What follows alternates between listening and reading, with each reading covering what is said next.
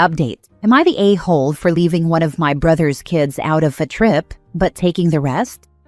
Original post. So, long story short, I live and work abroad, but am from the Midwest. I grew up with my brother Jason, 43 male, and our parents who are now in their 70s. We were working class, had what we needed, but were not well off by any means. When I was in high school, Jason married Tiffany, 40 female, who is, was, and will always be a mess of a person. Heavy drinker, partier, God knows whatever else. But she was hot, and my brother is a dweeb to put it nicely. They had Jace, 19 male, Jeff, 17 male, and Hannah, 12 female. Their marriage broke down before Hannah was born. They tried working it out, but ultimately got divorced. Jason started dating Jenny, 43 female, while splitting custody of the kids with Tiffany 50-50. Since Tiff had been a stay-at-home mom, she received child support and alimony, and my brother worked a lot. I liked Jenny at first. She wasn't a complete smoke show like Tiff, but she was kind, had a good job, and was well educated. I thought she was a much better match. At first, I knew Jenny was upset that the kids didn't immediately love her and call her mom when they were there, and the divorce was hard on them. She got pregnant somewhat fast with Daisy, 10 female, and they got married. Around this time, the older kids started refusing to go back to Tiff's. She was always drinking and having guys around, so all three moved in full-time with Jason and Jenny. Tiff left town and is no longer in the kids' lives. I tried to be understanding. I'm sure having a newborn and then 3 older kids full-time is difficult, but Jenny completely changed. She stopped working but declared she was only a stay-at-home mom to her kid. Jason was working 70+ hours to make ends meet, and her parents were helping them out, but she controls the finances. This means that the 3 of them, Jason, Jenny, and Daisy, operate as a family unit, going to dinners, events, even vacations, and leaving the older 3 kids at home. I have always thought this was disgusting and voiced my opinion about it, but Jason just said his divorce broke him emotionally, and he will do anything possible to keep Jenny happy so that their marriage works out. Gross, yes. And 10 years ago, to be frank, I was younger, broker, and dumber. So it was more like, yes, my brother freaking sucks as a dad, but I live on another continent, and all I can do is be supportive of the kids. I know, not a great attitude in retrospect, and I'm disappointed in myself.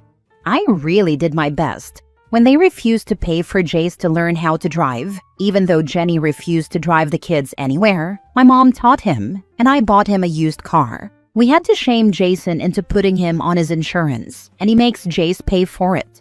Same with Jeff. They share the car and use it for their activities and Hannah's. My wife, an only child and we don't want children, and I have the 3 of them as our sole beneficiaries in our will, something we did when we found out that Jenny and Jason plan to leave them only the bare minimum amount. Everything else goes to Daisy.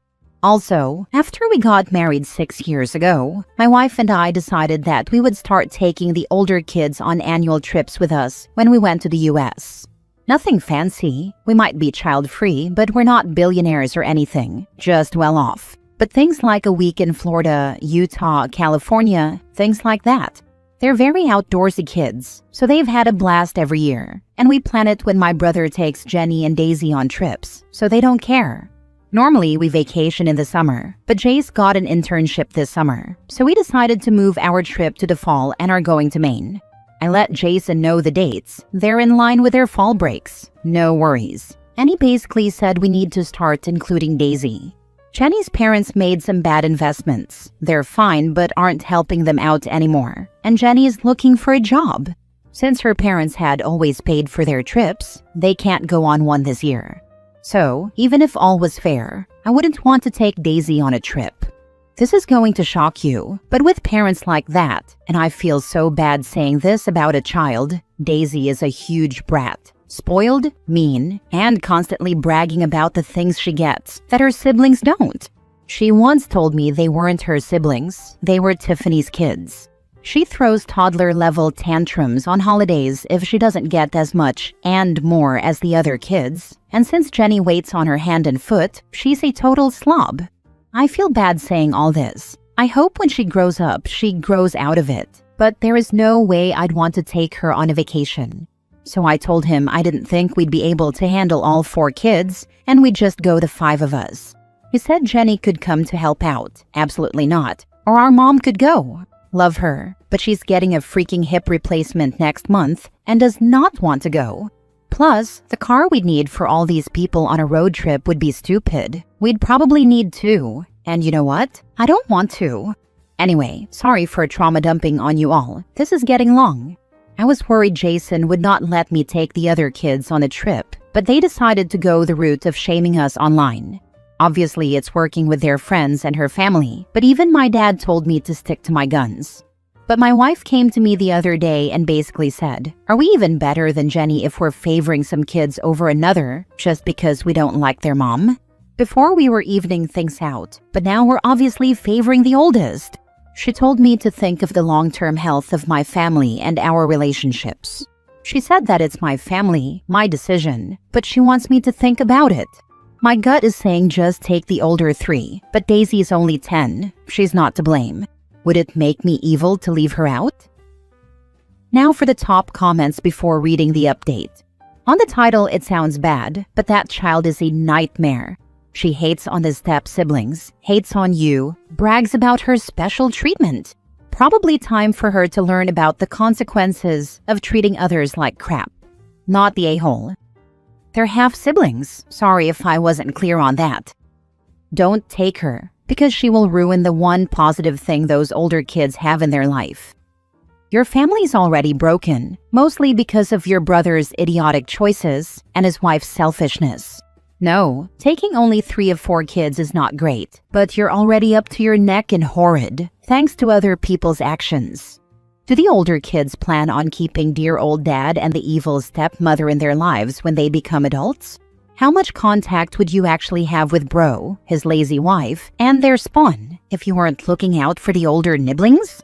Your parents seem to be siding with you and the older kids as well. What are their thoughts on the situation? You need to start thinking now about what you want for your family and what you're likely to actually have. Start putting your time and focus on that, not the a-hole for choosing the older kids and not the brat. Maybe fight fire with fire and start publicly shaming Bro and company for how they've treated his kids over the last 10 years, or at least threaten to. After Jace left for college, Jason made him give him his house key and told him he needed to stay elsewhere going forward. So, over breaks, he's been staying with my parents and has very little contact with Jason.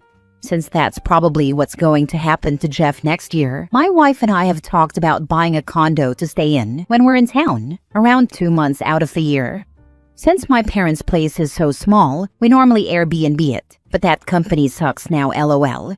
And we'd pay Jace and Jeff to house sit. Jace is at college, but Jeff wants to do a trade so will likely stay in town. But I cannot ask an 18-year-old to pay rent. That's crazy.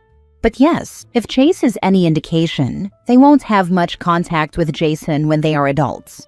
Once Hannah isn't living with them, my contact with Jason will be as low as possible. Just about our parents. My mom and dad are complicated. Jenny threatens that if they don't give Daisy the best attention, they can't see any of them. I don't know what that means. It's just from this insane text she sent my mom. And they do love Daisy, so they put up with them so they can see their grandkids. They have basically said Jason is a bad picker, but is a hard worker. I don't know. Now for the update. Hey everyone, I don't know why I'm updating with this, but things have gotten pretty nuts. I wasn't even going to update until after the trip, which is still a go with just the 5 of us and will stay that way, but it's just a full-on circus now. Unfortunately, my brother and Jenny have not changed one bit, and there have been multiple instances since my last post alone where they have shown their preference for Daisy over the other 3.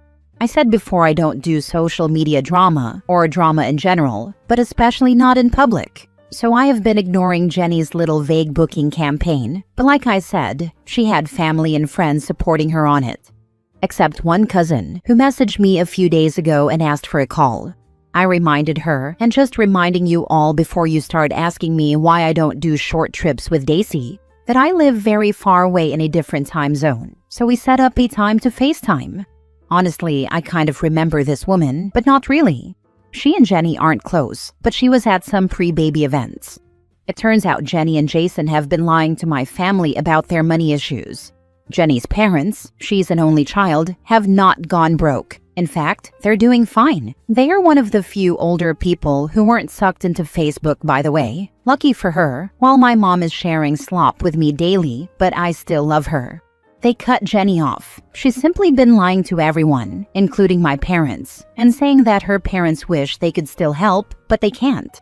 They told her months ago the money stream was over.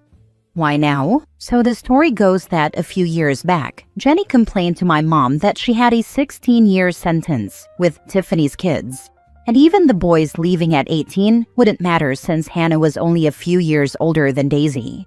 My mom apparently said something along the lines of, anyone would be lucky to have Hannah in the house. If she's affecting your marriage so much, she can live with us. It was kind of a snarky comment from Mom, but apparently Jenny held on to it like a prayer. When my oldest nephew Jace graduated from high school last year, he was told he couldn't keep living there, and they've already told my middle nephew Jeff the same. Jenny's parents very rarely see the older kids, since Jason and Jenny don't bring them when they visit, and her parents don't travel much or like coming to my hometown. So, according to the cousin, they weren't fully aware of the issues, and were under the assumption that the older three preferred spending the time that my brother, his second wife, and daughter visit them with my parents, which they respected. But apparently Jenny had been yapping to them and let it slip out how in just over a year she'd have her life back, and her stepkids would be out of the house. Her parents asked, "What about Hannah?" And she told them that my parents want to raise Hannah because they know how it's affecting her marriage. That didn't sit right with Jenny's mom, call her Pam, so she called my mom after they left. They aren't close or anything, but they talk every now and again. My mom was so confused by what she was saying. They are on a fixed income and have only a 2-bedroom place now. Of course, if they needed to, the kids could stay with them, but it's not ideal. So, and remember this is months ago, Pam thought maybe she misheard, but my mom let it slip that Jace already stays with them when he comes back from school, and Pam was confused about why he wouldn't stay at my brother's. When my mom told her they kicked him out, Pam was like, "Oh wow, that's crazy," and the conversation ended, to my mom. But apparently, this is all hearsay obviously. Pam called Jenny up and told her, "How dare you take our money at your age," while telling an 18-year-old they're an adult and to figure it out? I don't know how the call went, but it ended with Pam and her husband completely cutting Jenny and Jason off financially. Her cousin said they were sending them tens of thousands of dollars a year. And get this, they truly didn't know about the inequality. I didn't believe the cousin at first. How could they not know? She says that while her parents love her, Jenny is not close with them and had basically lied, saying that my parents, who again have never had a lot of money and are now on a fixed income, and I were spoiling the oldest three and ignoring Daisy. Even before I was taking them on trips, she'd make up vacations they were on for why they couldn't go on trips with them. Jenny told them I was paying for them to attend the private school that Daisy was attending. When Pam did some digging and found out Jace did not graduate from that private school, she cut off paying tuition for it. She was going to continue that. Apparently, she refuses to take her daughter's calls and is refusing to listen to family members defending Jenny. These family members supporting her, a few aunts and their kids, already have beef with Pam over money, and they are supporting Jenny.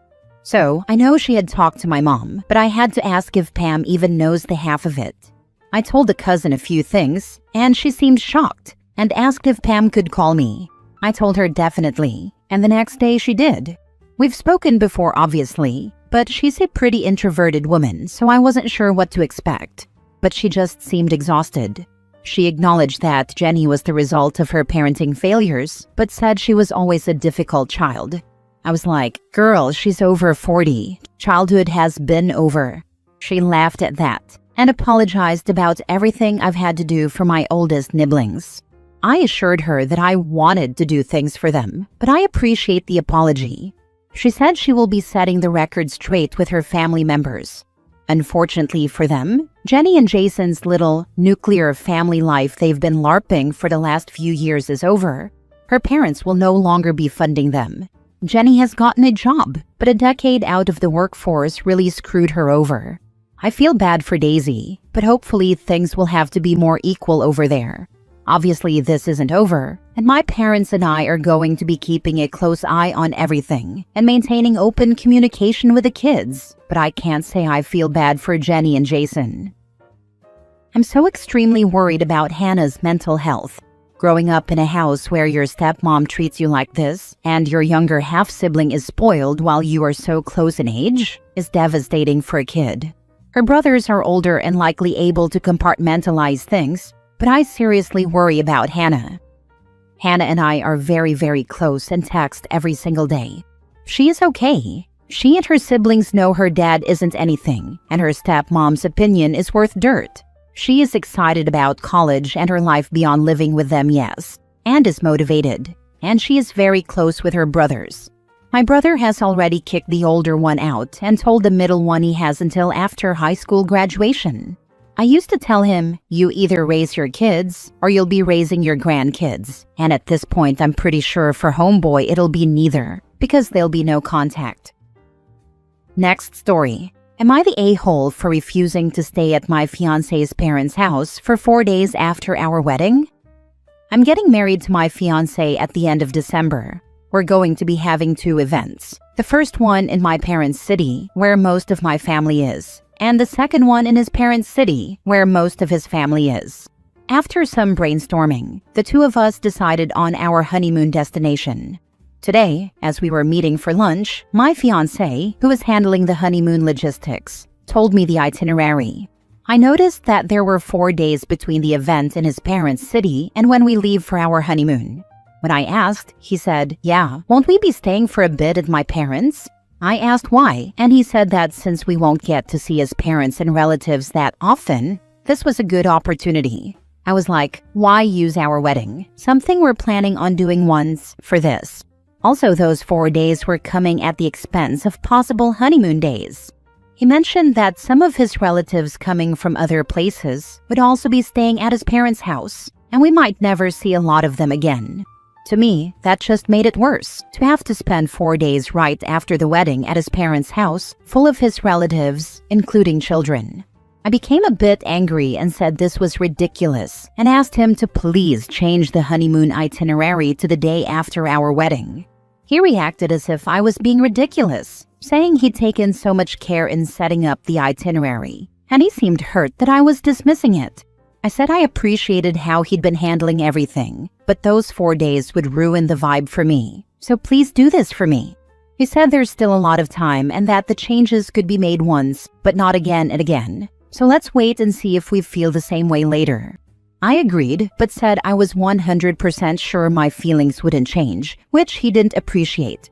We're okay and not discussing that right now, but I wanted to know, am I the a-hole? Now for the comments. Who the heck wants to spend their honeymoon at their parents' house with a bunch of relatives? That is the most unromantic situation you could possibly come up with. Absolutely ridiculous. Ask your fiancé if he is okay with not getting laid for a week after the wedding and see how he feels about it. Not the a-hole. Could you compromise by getting a hotel in town for those 4 days? You'd have some privacy and space while still getting to visit with his family. I could, and I think he might be up for it. But if I'm being very honest, I want to be on our honeymoon, not just entertaining relatives and friends of his at our hotel. Although yes, that would be better than being at his house, I guess. Oh, the people don't come to the hotel. You go to the house on your terms. The hotel is your sanctuary. That's the scenario I'm proposing. Having a steady stream of visitors just about defeats the purpose.